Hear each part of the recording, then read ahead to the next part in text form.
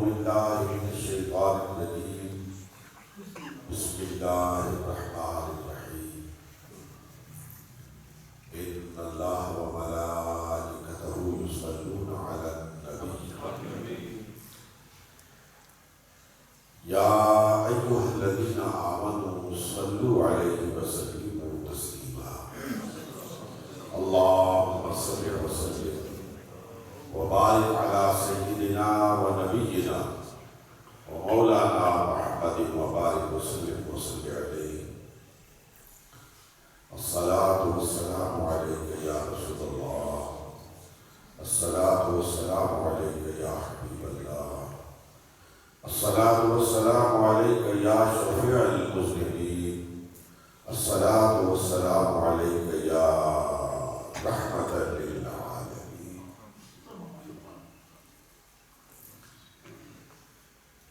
میرے انتہائی قابل احترام بہت ہی عزت اور احترام کے لائق حضرت خطیب محترم علامہ صاحب برادران اسلام، آج ہم یہاں حاجی عبداللطیف صاحب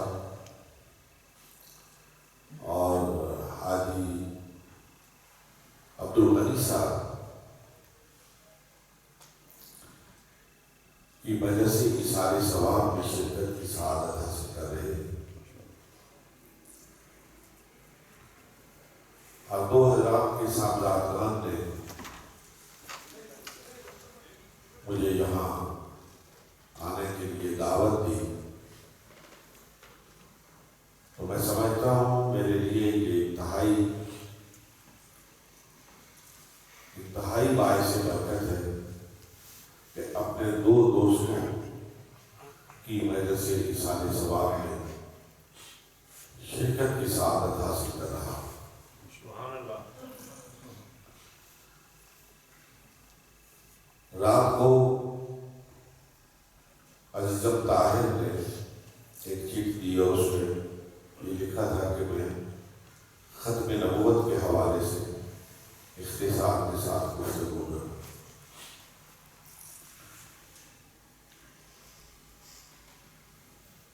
انتہائی اختصار کے ساتھ ختم نبوت کے حوالے سے چند گزارشات پیش کرنے سے پہلے حضرت علامہ نے میرے اور اپنے رشتے کا جس خوبصورتی کے ساتھ اظہار فرمایا ہے، تو میں بھی ماضی میں کہیں بہت دور چلا گیا۔ سبحان اللہ۔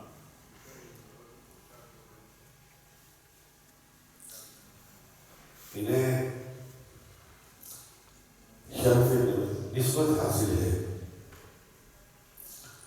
اور مجھے شرف تلامس حاصل ہے۔ دست بوسی کی سعادت تو ہم کو حاصل ہے،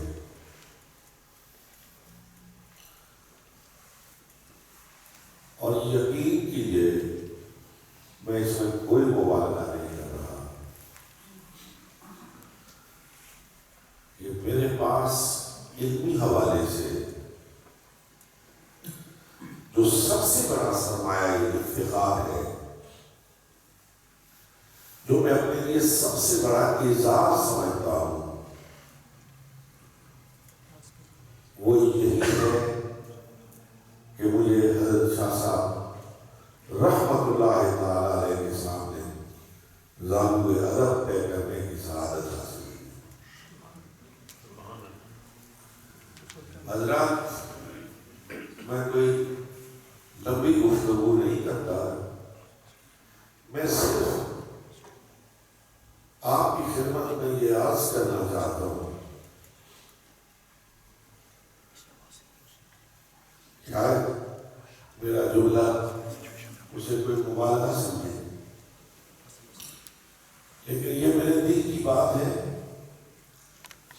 زبان پہ آئی ہوئی ہے، اس لیے اسے روکنا نہیں چاہتا۔ اللہ اکبر۔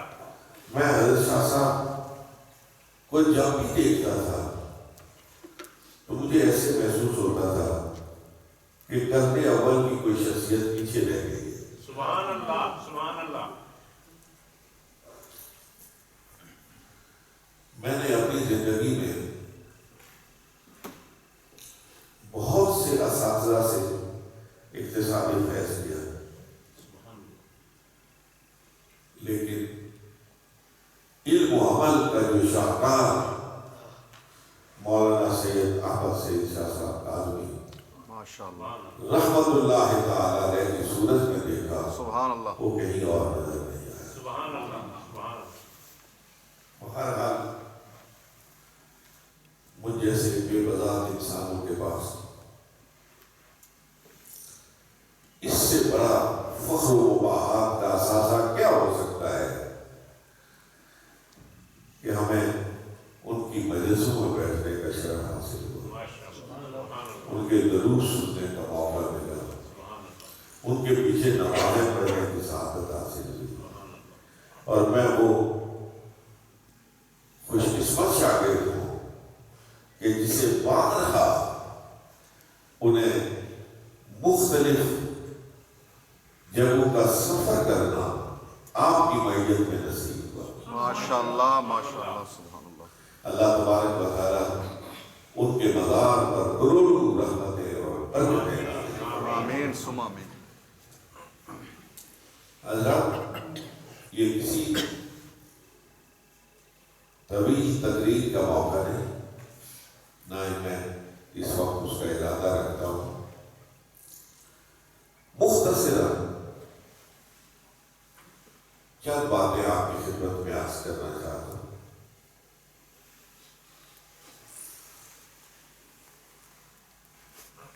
یہ ساری مخلوق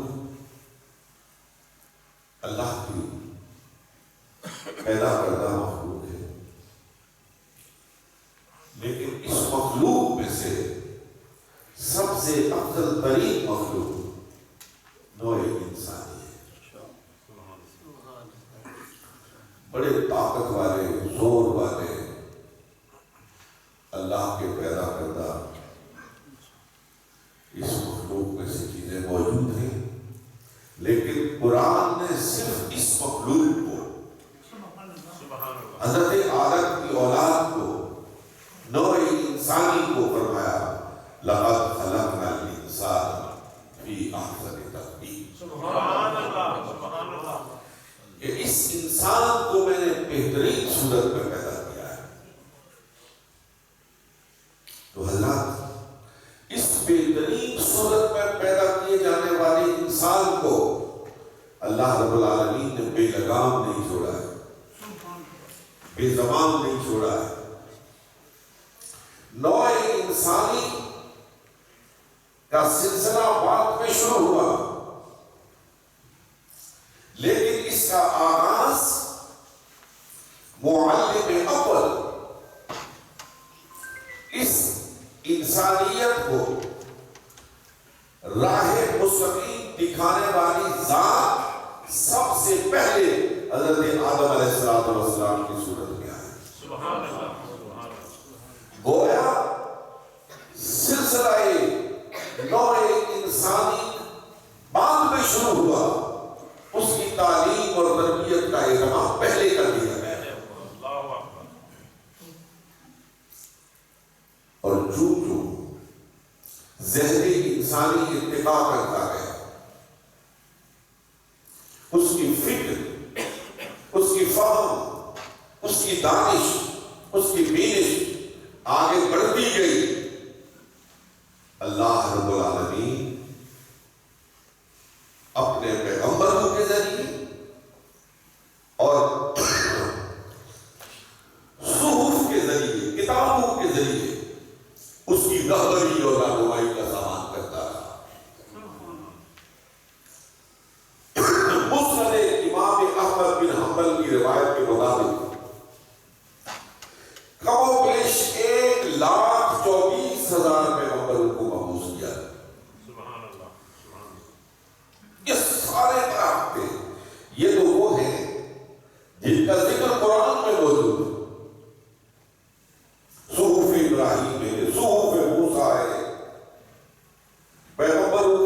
ایک طویل قطار ہے، اور بہت سے وہ ہیں جن کے نام ہمیں معلوم نہیں،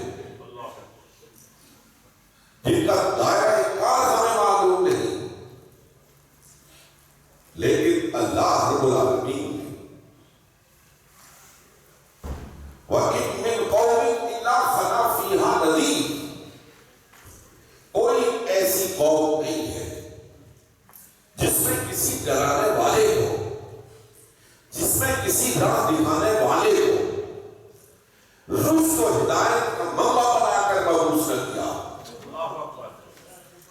ہر قوم میں، ہر نسل میں، زمین کے ہر جغرافیے میں اللہ رب العالمین نے اس نوع انسانی کی رہبری اور رہنمائی کا سامان کیا ہے۔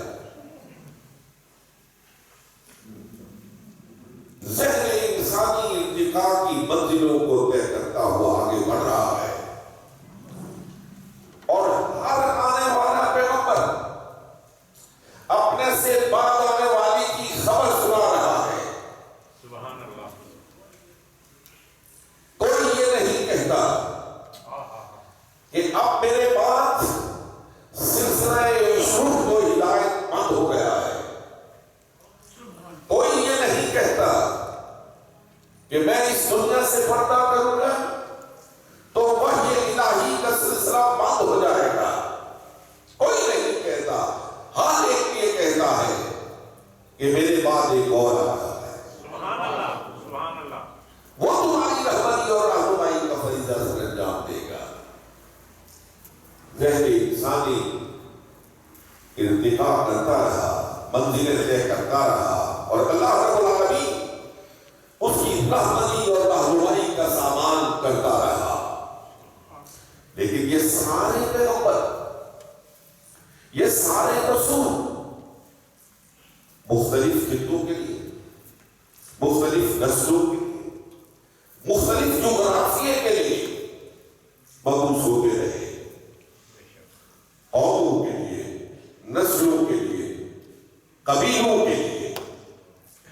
لیکن جب ذہن انسانی ارتقاء کی منزلیں طے کرتے ہوئے عروج اور کمال کو پہنچا، جس سے آگے عروج کی اور کمال کی کوئی منزل ہی نہیں تھی،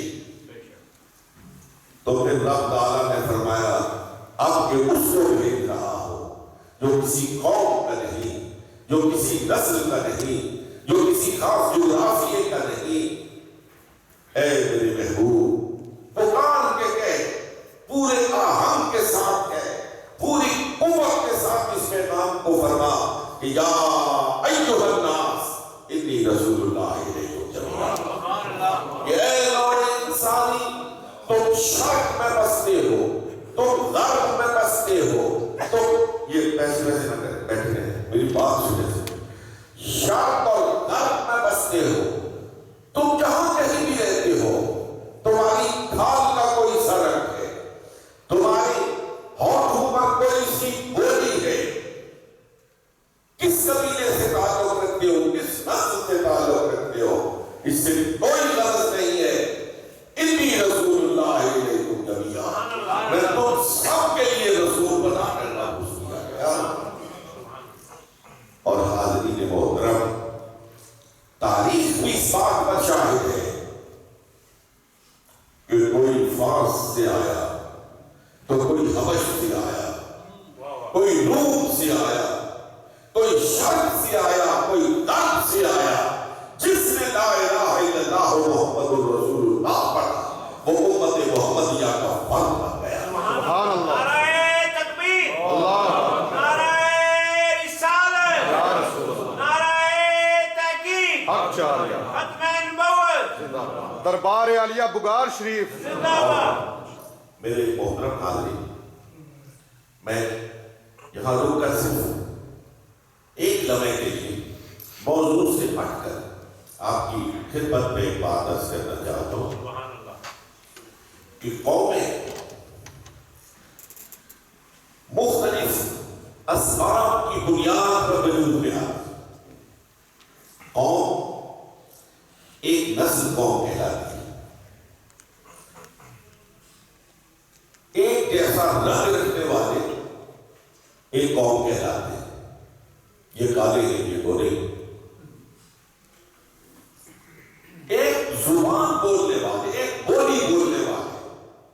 ایک قوم کہلاتے ہیں، ایک جغرافیے میں بسنے والے، ایک خطۂ ارض میں بسنے والے، وہ ایک قوم کہلاتے ہیں۔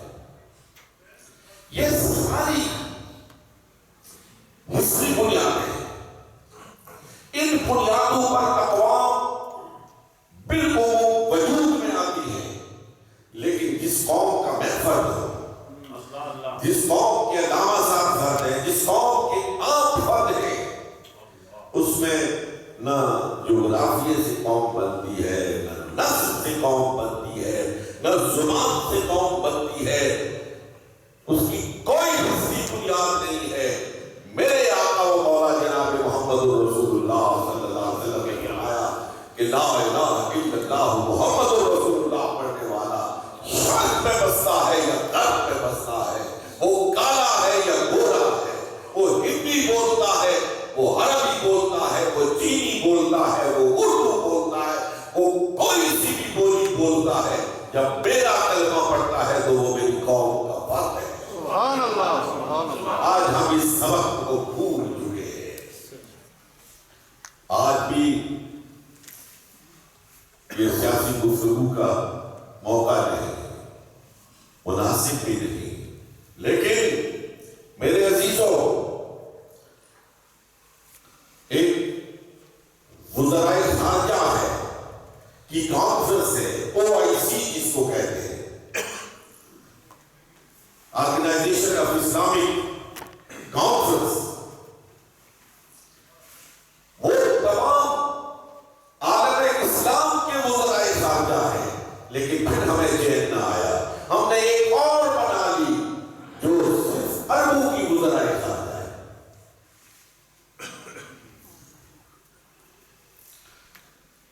اللہ کے محترم، آج ضرورت ہے اس بات کی کہ اس ملت واحدہ کے تصور کو اجاگر کیا جائے کہ ہم کہیں پہ بھی بستے ہیں، برطانیہ میں رہنے والے مسلمان، برطانیہ میں رہنے والے مسلمان خاص طور پر اس فکر کو اجاگر کریں کہ یہاں مختلف آپ کے علاقوں سے آئے ہوئے لوگ ہیں، کیا یہاں بھی ہم مختلف خانوں میں تقسیم ہو کر اپنی وحدت کو پارا پارا نہیں کر رہے؟ اس فکر کو پروان چڑھائیے کہ قواعد اور نسل کی تمیز، ہمارا تعارف ضرور ہے، لیکن ہم ایک ملت واحدہ کے فرد ہیں، سبحان اللہ، بے شک، ایک قوم کے فرد ہیں۔ بے شک۔ ہماری مثال ہمارے آقا و مولا جناب محمد رسول اللہ صلی اللہ علیہ وسلم نے ایک جسم واحد کی دی ہے۔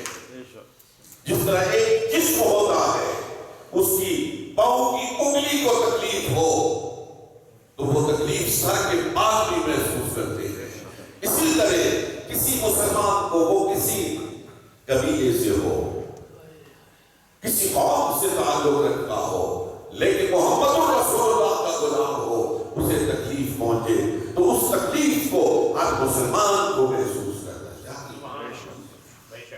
انتہائی قابل احترام سامعین محترم،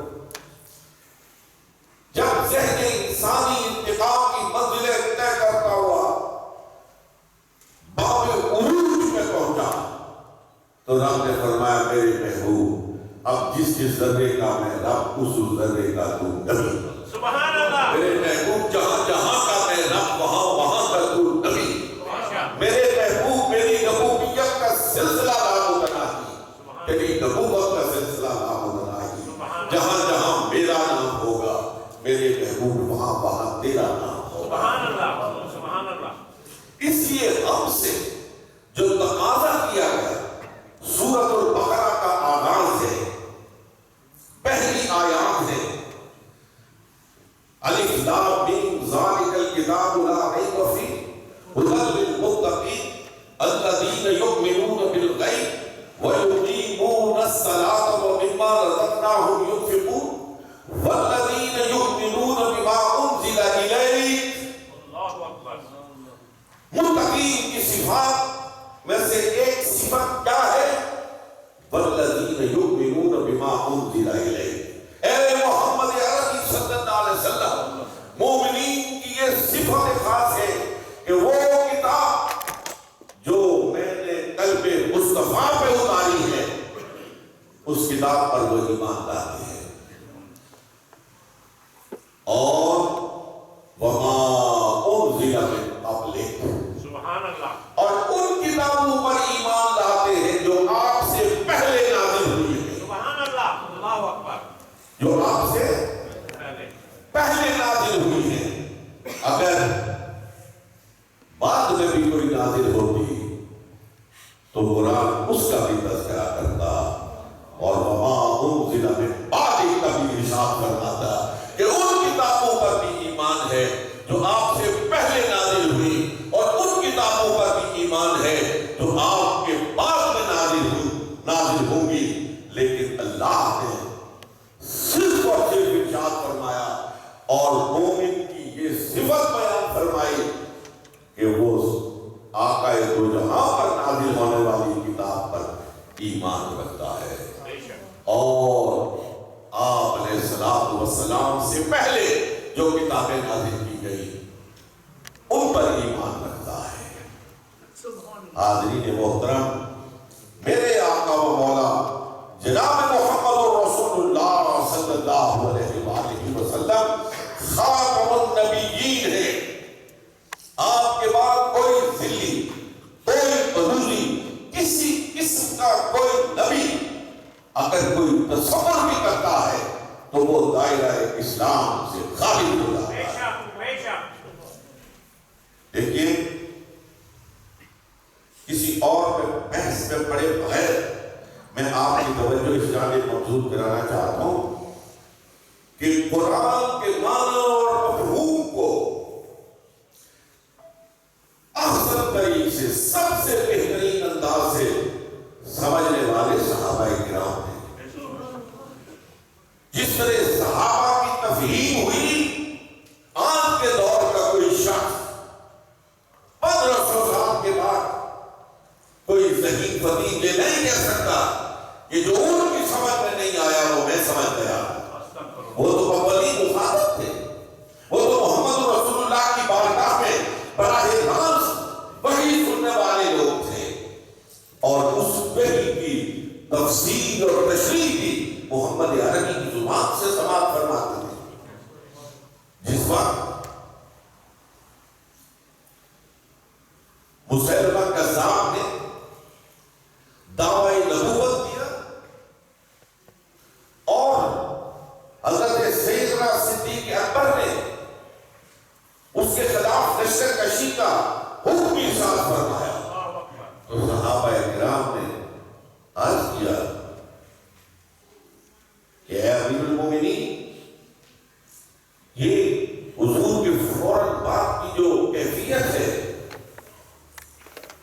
مسلمان بے چینی کی حالت میں ہے، ارتداد بھی شروع ہو گیا ہے، ایسے موقع پر آپ اپنے اس لشکر کو روک دیجیے۔ تو ختم نبوت ایک اسلام کا وہ بنیادی عقیدہ تھا جس کے لیے سیدنا صدیق اکبر نے وہ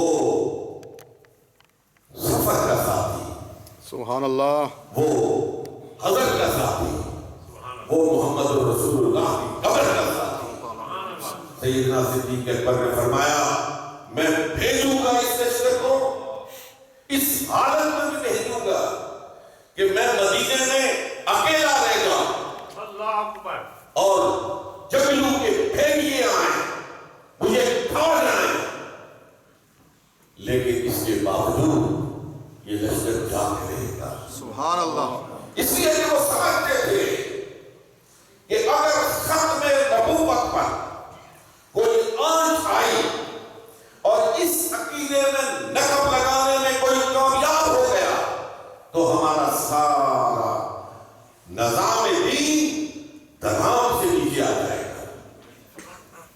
ختم نبوت کا مطلب کیا ہے؟ صرف یہ نہیں کہ نبی نہیں آئے گا، کے ساتھ جو متعلقات ہیں ان میں سے سب سے بڑی بات یہ ہے کہ اب وحی الہی کا آنا بند ہو گیا ہے، اب وحی نہیں آ سکتی۔ اليوم اکملت لکم دینکم واتممت علیکم نعمتی ورضیت لکم الاسلام دینا۔ اللہ کی نعمتیں اپنے اتمام اور ایمان کو پہنچ چکی ہیں اور یہ دین مکمل ہو چکا ہے۔ اور ایک بات یاد رکھیے، دین جب میں کہتا ہوں تو یہ دین وہ دین ہے جو حضرت آدم سے شروع ہوا ہے اور مختلف ادوار کا سفر طے کرتا ہوا محمد عربی کی بارگاہ میں پہنچا ہے اور محمد عربی صلی اللہ علیہ وسلم نے اس کو مکمل فرما دیا ہے۔ یوم اکملت لکم دینکم۔ اگر خدا نہ خواستہ کوئی شخص یہ سمجھے کہ آج بھی وحی نازل ہو رہی ہے تو پھر اس کا مطلب یہ ہے کہ آج بھی اللہ رب العالمین کی طرف سے ہدایت جاری ہے اور قرآن کا یہ فرمان الیوم اکملت لکم دینکم، اس پہ اس سے بڑی اور نقب اور اس سے بڑا اور کوئی دعویٰ نہیں ہو سکتا ہے۔ جب بر صغیر میں اس فتنے کا آغاز ہوا، میرے عزیزوں آپ اس ملک میں بیٹھے ہیں، میں کوئی ایسی بات نہیں کرنا چاہتا جو آپ کے لیے پریشانی کا سبب بنے، لیکن اتنا میں ضرور کہتا ہوں کہ جب یہ فتنہ اپنے عروج کی طرف آگے بڑھنے لگا تو بر صغیر کے تمام علماء نے، ان کا تعلق دیوبندیوں سے تھا، بریلویوں سے تھا، اہل حدیثوں سے تھا، شیعہ مسلک سے تھا، سب نے بالاتفاق ایک پلیٹ فارم پر کھڑے ہو کے کہا کہ ختم نبوت زندہ باد، ختم نبوت زندہ باد، کہ ہم سب مل کر حضور علیہ الصلوۃ والسلام کی ختم نبوت کا دفاع کریں گے انشاءاللہ۔ اس وقت آپ کے لیے یہ باعث مبارک ہے، میرے لیے باعث مبارک ہے، پاکستان کے ہر باشندے کے لیے نہیں، پورے بر صغیر کے لیے لائق مبارکباد ہے کہ اس وقت اس سارے قافلے کا سالار، اس سارے قافلے کی قیادت کرنے والا ایک صوفی تھا۔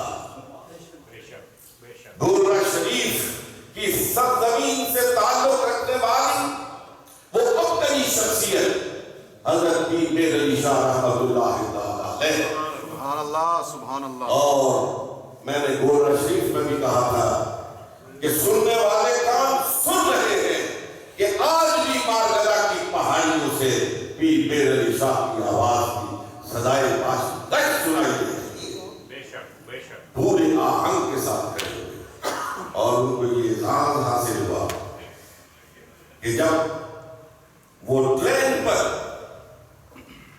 گورا شریف سے لاہور پہنچے تو لاہور کے اسٹیشن پر تمام مکاتب فکر کے علماء ہاتھوں میں ہار لیے ہوئے پیر صاحب کی استقبال کے لیے موجود تھے۔ اور اگلی بات میں آپ سے کہوں، آپ جھوم جائیں گے کہ جس وقت اور باتوں کے علاوہ قرامت کی بات شروع ہوئی، تحریک کے ذریعے تبادلہ ہو رہا تھا، مرزا صاحب کی طرف سے آیا کہ میز پر ہم قلم اور کاغذ رکھتے ہیں، پہلے یہ انہوں نے دعویٰ کیا کہ آپ بھی عربی میں تفسیر لکھے، میں بھی لکھتا ہوں، جس کی تفسیر زیادہ قوت والی ہوگی جیت جائے گا۔ اور حضرت پیر صاحب نے جو فرمایا، سبحان اللہ، آپ نے فرمایا میں اور آپ کیوں لکھے، آپ نبوت کا دعویٰ کرتے ہیں، میں نبی کے غلاموں کا غلام ہوں۔ سبحان اللہ، آپ بھی قلم رکھے، میں بھی قلم رکھتا ہوں، آپ بھی کاغذ رکھے، میں بھی کاغذ رکھتا ہوں۔ آپ اپنے قلم کو حکم دیں، میں اپنے قلم کو حکم دیتا ہوں۔ جس کا قلم لکھے گا اس کا حکم مانے گا، وہی سچا ہوگا۔ بعد میں حضرت پیر صاحب رحمت اللہ تعالیٰ علیہ سے پوچھا گیا کہ حضرت آپ نے یہ جو دعویٰ فرما دیا تھا، اگر وہ اس کے لیے تیار ہو جاتا پھر کیا ہوگا؟ اللہ اکبر۔ سبحان تو اللہ، شیخ مکرم نے ارشاد فرمایا کہ کیا ہوگا؟ دنیا دیکھتی، اس لیے کہ میں خود تو نہیں کہہ رہا تھا، کوئی کہلوانے والا مجھ سے کہلوا رہا تھا۔ نعرہ تکبیر، نعرہ رسالت، عقیدہ ختم نبوت، جناب قبلہ پیر صاحب۔ احمد ندیم قاسمی کا ایک لمبی نظم ہے، نعت ہے، اس کا ایک بڑا خوبصورت شعر ہے۔ وہ کہتا ہے اب تک کا جو ماضی تھا، اب تک کا جو ماضی تھا وہ ہزاروں کا صحیح، اب تک کا جو ماضی تھا وہ ہزاروں کا صحیح، اب تا حشر کا جو فردہ ہے وہ تنہا تیرا۔ وہ نسلوں کے، قبیلوں کے، جغرافیے کے پیغمبر دنیا سے رخصت ہوئے تو وہ پیغمبر آیا، وہ محمد رسول اللہ آئے، جن کی پھر مصطفائی تا قیام قیامت قائم رہے گی۔ بے شک انشاءاللہ۔ قرآن مجید فرقان الحمید آپ پر نازل ہونے والی آخری کتاب ہے۔ مسلمانوں، یہ ساری توریت پر حق، انجیل پر حق، زبور پر حق، صحف ابراہیم پر حق، صحف موسیٰ پر حق، لیکن کسی کے بارے میں رب نے نہیں فرمایا کہ میں اس کی حفاظت کا ذمہ دار ہوں۔ کلام یہ کتابیں اللہ کی تھی، منزل من اللہ تھی، اس لیے نہیں فرمایا کہ اس کے بعد ایک اور آنے والی تھی، اس کے بعد ایک اور آنے والی تھی، وہ اللہ نے نہیں فرمایا۔ لیکن جس وقت آپ کے نبی، میرے نبی اور ماں سے اللہ کائنات کی ہر شے کے نبی جناب محمد رسول اللہ صلی اللہ علیہ وسلم کی باری آئی تو رب نے فرمایا کہ نحن نزلنا الذکر وإنا لہ لحافظون، سبحان اللہ، کہ ہم نے اس کو نازل کیا ہے اور ہم اس کی حفاظت کے ذمہ دار ہیں۔ دوستو، پھر اللہ رب العالمین نے اس کی حفاظت کی ذمہ داری کیسے لی کہ اس کو صرف کرتاس اور قلم پہ نہیں چھوڑا کہ اس میں تحریک ہو سکتی تھی، اس میں ترغیب ہو سکتی تھی۔ یہ لاکھوں نہیں کروڑوں لوگوں کے دلوں کی تختی پہ قرآن مجید فرقان حمید کو لکھ دیا گیا کہ کاغذ سے تو اس کو مٹایا جا سکتا ہے، تختی دل سے اس کو نہیں مٹایا جا سکتا۔ اور میں حیران ہوتا ہوں کہ وہ نابینا جو ماں کا باپ کا چہرہ نہیں دیکھ سکتا، جو آپ راستہ نہیں دیکھ سکتا، اللہ اکبر، لیکن وہ اس قرآن کی تلاوت الف لام میم سے لے کر والناس تک مصلی پر کھڑے ہو کر کیسے کرتا ہے، جیسے قرآن مجید فرقان حمید اس کے سامنے کھلا ہوا ہے اور ایک ایک حرف کو دیکھ کر پڑھتا چلا جاتا ہے۔ سبحان اللہ، اور الحمدللہ اس وقت قرائے ارض پر بڑی قومی آباد ہے،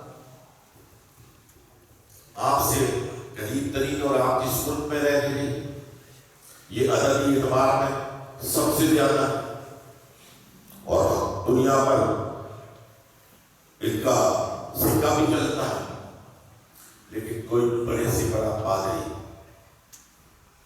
کوئی بڑے سے بڑا عیسائیت کا پرچارک آپ جو مسیح میں پڑھتے ہیں، میں دعوے سے بات کہتا ہوں اور آپ دعوے سے اپنے پڑھانے والوں اور اپنے ساتھ پڑھنے والوں سے کہہ سکتے ہیں کہ کوئی بڑے سے بڑا عیسائیت کا مبلغ انجیل مقدس کو ہاتھ میں لے کر یہ نہیں کہہ سکتا ہے کہ یہ وہ انجیل مقدس ہے جو حضرت عیسیٰ علیہ السلام لے کے آئے۔ بے شک بے شک بے شک۔ اس وقت تک عیسائی دنیا اور صاحب اس بات پر متفق نہیں کہ انجیل مقدس اس زبان میں نازل ہوئی تھی، اصلی وہ زبان کون سی تھی جس زبان میں یہ مقدس کتاب نازل ہوئی تھی، اور کہ ہمارا اس پر ایمان ہے، ہمارا ایمان ہے کہ یہ اصلی انجیل مقدس پر کہ وہ منزل من اللہ ہے، لیکن یہ منشا عیسی تھا، یہ مشیت عیسی تھی، اللہ نے اس کی حفاظت نہیں کرنا۔ لیکن جو کتاب میرے ہاتھ میں ہے، جو کتاب آپ کے ہاتھ میں ہے، جو خاتم النبیین لے کر آئے ہیں، چونکہ یہ آخری کتاب تھی، آخری نبی پر نازل ہونے والی، اور اللہ نے اس کی حفاظت کی ذمہ داری لی۔ کوئی ان پڑھ ہو یا پڑھا ہوا ہو، کوئی شہر میں بیٹھا ہو یا دیہات میں بیٹھا ہو، وہ قرآن ہاتھ میں اٹھا کر یوں بلند کر کے کہہ سکتا ہے کہ یہ وہ کتاب مقدس ہے جو آج سے 1500 سال پہلے میرے آقا و مولا جناب محمد رسول اللہ صلی اللہ علیہ وسلم پر نازل ہوئی۔ بے شک بے شک۔ اور رات کو بھی میں نے کہا تھا، ایک روز پہلے کہا تھا کہ قرآن مجید فرقان الحمید کا وہ نسخہ جو بوقت شہادت حضرت سیدنا عثمان غنی کے زیر تلاوت تھا، اور جب آپ کے جسم اطہر سے خون نکلا تو فَسَيَكْفِيكَهُمُ اللَّهُ کے الفاظ پر آپ کا خون گرا، وہ آج بھی ترکی کے میوزیم میں موجود ہے، اور اس بات کی شہادت دے رہا ہے کہ یہ وہی قرآن ہے، یہ وہی قرآن ہے جو محمد عربی صلی اللہ علیہ وسلم پر نازل ہوا تھا، یہ وہی قرآن ہے جس کو ابو بکر پڑھتے تھے، عمر پڑھتے تھے، عثمان پڑھتے تھے، علی المرتضیٰ پڑھتے تھے، جلیل القدر صحابہ پڑھتے تھے، اسی قرآن کو آج چشم کی جامع مسجد میں بھی پڑھا جاتا ہے، اور کوئی قوم اس بات کا دعویٰ نہیں کر سکتی۔ اور حضرات محترم، جس ذات کو خاتم النبیین بنایا گیا، قرآن کوئی محفوظ نہیں کیا گیا، اس کی زبان سے نکلے ہوئے ہر لفظ کو محفوظ کیا گیا، اس کے بولنے کو محفوظ کیا گیا، اس کے خاموش رہنے کو محفوظ کیا گیا، اس کے اٹھنے کو محفوظ کیا گیا، اس کے بیٹھنے کو محفوظ کیا گیا۔ کتب شمائل کو اٹھا کر دیکھیے، آدمی بڑھتا حیرت میں ڈوب جاتا ہے کہ محمد عربی صلی اللہ علیہ وسلم کی ذات والا صفات کے ساتھ وابستہ کوئی عمل ایسا نہیں ہے جس کو صحابہ کرام نے منضبط کر دیا، محفوظ کر دیا۔ حضور کہیں بیٹھے، صحابہ وہاں جا کے بیٹھ گئے، حضور نے کہیں بیٹھ کے کھانا کھایا، صحابہ نے اس یادگیری کو قائم رکھنے کے لیے وہی بیٹھ کے کھانا کھایا۔ حضور علیہ السلام ضرورت کے لیے کسی مقام پر جا کے بیٹھے، صحابہ حضور کی قدر کرتے ہوئے اسی مقام پہ جا کے بیٹھ گئے۔ ایک ایک ادا کی حفاظت کیے۔ یہ بخاری، یہ مسلم، یہ ترمذی، یہ نسائی، یہ ابو داؤد، یہ ابن ماجہ، یہ بھری ہوئی کتابیں پکار پکار کر کہہ رہی ہے کہ محمد عربی صلی اللہ علیہ وسلم کی زبان اقدس سے نکلا ہوا کوئی لفظ ہماری آنکھ سے اوجھل ہے۔ بے شک۔ اس لیے یہ آخری نبی صلی اللہ علیہ وسلم کی سیرت طیبہ تھی، قرآن موجود تھا، اور سرکار کی ذات کی صورت میں تفسیر قرآن کو محفوظ رکھا تھا۔ اللہ نے قرآن کو بھی محفوظ رکھا اور تفسیر قرآن کو بھی محفوظ رکھا۔ اور آخری بات میں آپ کی خدمت میں عرض کرنا چاہتا ہوں، حاضرین محترم، لوگ کتابیں لکھتے ہیں، کتابیں لکھتے ہیں اور اپنے معافی ضمیر کا اظہار کرتے ہیں اور لوگوں کی علم کی اور ان کی ذہانت کی دلیل ان کی کتاب ہوتی ہے، تو ذہن میں آتا ہے کہ حضور نے کون سی کتاب لکھی، حضور نے کون سی کتاب لکھی. تو میں تمہیں عرض کرتا ہوں میرے انتہائی قابل احترام بھائیوں کہ محمد الرسول اللہ نے کم و بیش 1.5 لاکھ کتابیں، ہر صحابی محمد الرسول اللہ کی کتابیں زندہ ہے. بے شک. اللہ اگر کسی نے حضور کی کتاب پڑھنی ہو تو وہ ابو بکر کو پڑھے، وہ عمر کو پڑھے، وہ عثمان کو پڑھے، وہ علی المرتضیٰ کو پڑھے، وہ بدر و حنین کے غازیوں کو پڑھے، وہ محمد عربی کے قدموں پر قربان ہوتے ہوئے جان سار صحابہ کی سیرتوں کو پڑھے. ہر کتاب محمد عربی، ہر صحابی محمد عربی کی ایک زندہ کتاب ہے. قرآن ہمارے پاس موجود ہے، سیرت محمد مصطفیٰ ہمارے پاس موجود ہے، اس پر عمل کرنے والے صحابہ کرام رضوان اللہ تعالیٰ علیہم اجمعین کی ذوات قدسیت. آپ حیران ہوں گے نوجوان بیٹھے ہو کہ ہمارے علماء نے، ہمارے محققین نے صرف صحابہ کی زندگیوں کو قلم بند نہیں کیا ہے، قرآن کو آگے لے جائیے گا. جناب محمد رسول اللہ صلی اللہ علیہ وسلم کی سیرت طیبہ کو آگے لے جائیے. صحابہ کی زندگیاں جنہوں نے محمد رسول اللہ کی زندگی کو روایت کیا ہے، بیان کیا ہے، اللہ کے بندوں نے ان کی زندگیوں کو بھی محفوظ کر دیا ہے کہ کل کوئی یہ نہ کہے کہ جنہوں نے حضور کے بارے میں یہ بات کہی وہ خود کون تھے. اللہ اکبر. سبحان اللہ. یہ جاننے کے لیے کہ ابو ہریرہ کون تھا، ابو بکر اور عمر اور عثمان اور علی کون تھے، وہ جلیل القدر صحابہ جو محمد رسول اللہ کی زندگی کو روایت کرنے والے ہیں. یہ عبداللہ ابن عمر کون تھے، یہ عبداللہ ابن عباس کون تھے، یہ ان کی زندگی کیسے گزری. کبھی انہوں نے جھوٹ تو نہیں بولا، کبھی راہ راست سے بھٹکے تو نہیں. ایک ایک کی زندگی کو محفوظ کر دیا گیا ہے تاکہ کوئی یہ انگلی نہ اٹھا سکے کہ جس نے محمد عربی کی سیرت کو بتایا ہے اس کی اپنی سیرت کو یہ سن. الحمدللہ قرآن موجود، صاحب قرآن کی سیرت موجود، صاحب قرآن کی سیرت کو بیان کرنے والے صحابہ کرام کی سیرتیں موجود. اب ضرورت عمل کی ہے. اللہ رب العالمین مجھے اور آپ کو عمل کی توفیق عطا فرمائے. وآخر دعوانا